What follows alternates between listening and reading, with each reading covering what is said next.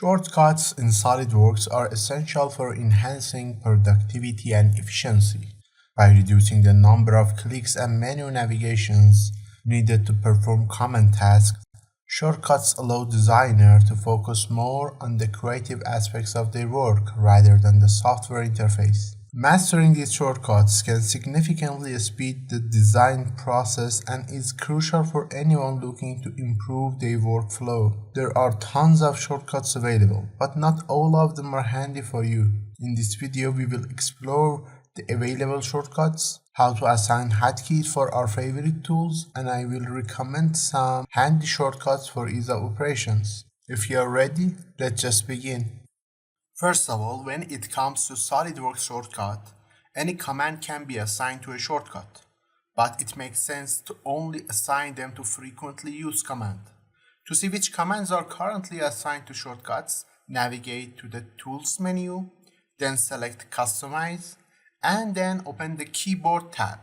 Here you can see all the commands available in SolidWorks. As you notice, some commands already have assigned shortcuts, while others don't. Scroll through the list to find out your own shortcuts. In my case, one of the handy tools that I use frequently is the Measure tool.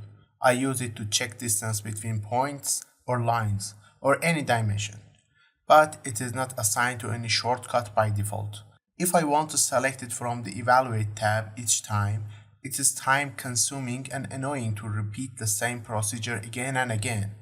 So I want to find it and then assign the letter M to be its shortcut. First, I search for Measure in search box. Then in the Measure tool shortcut section, I click and type M. Click in an empty space, then click OK. Now when I press M on my keyboard, the Measure toolbox will appear. Now here is a list of useful SolidWorks shortcuts that can be mentioned. Ctrl-N for new document, Ctrl-S for save document, Ctrl-O for open document, Ctrl-Z and Ctrl-Y for undo and redo action, Ctrl-B and Ctrl-Q for rebuild and forced rebuild,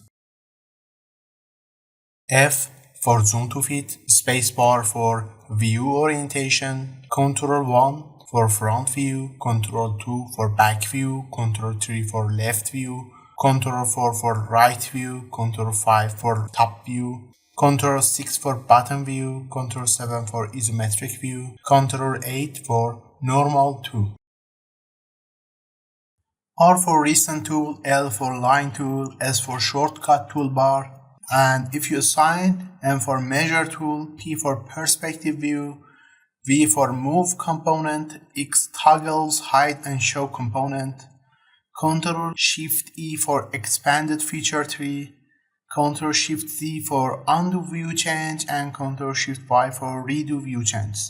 And you can use Ctrl-Tab for switching between open document tabs. These are some of the handy shortcuts that's available for you, but I have to say not all of shortcuts are assigned in keyboard, and some of them are related to mouse gesture. Let's have a look at them. First, let's go back to the Customize menu again and this time open mouse gesture.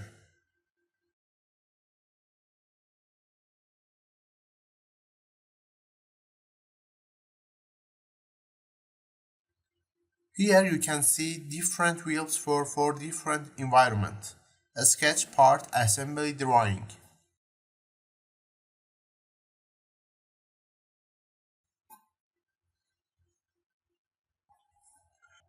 Each wheel here has 4 buttons on it. From here you can choose the number of wheel buttons.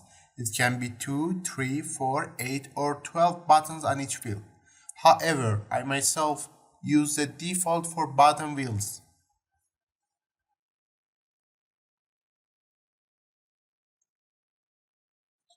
For example, here in a sketch mouse gesture, the upper gesture is set to a Smart Dimension tool.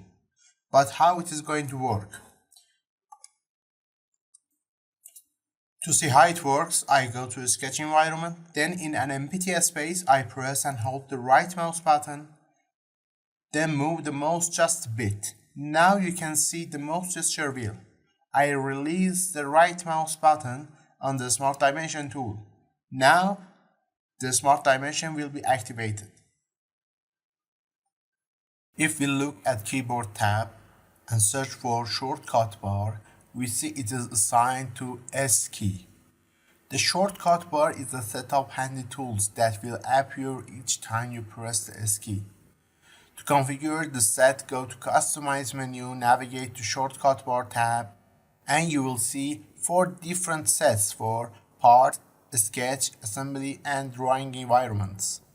Each set can be configured from here.